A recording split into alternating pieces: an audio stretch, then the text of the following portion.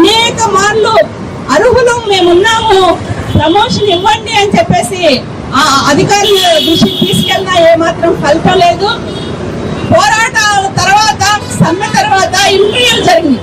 జిల్లాలోనే 16 మంది హెల్పర్లు అర్హులు అని చెప్పేసి కలెక్టర్ గారు స్వయంగా ఇంటర్వ్యూలు చేసి నిర్ణయం చేశారు.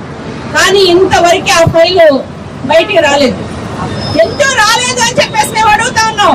ఏమిటి రాజకీయాలని చెప్పేసి అడుగుతా ఉన్నాం. అంగన్వాడీల మీద పిచ్చికి మీద బ్రహ్మాస్త్రం లాగా ఈరోజు ప్రమోషన్లు ఇవ్వకుండా ఈ అన్యాయం ఏమిటి? దీనికి ఎట్టి పరిస్థితుల్లో అంగీకరించము.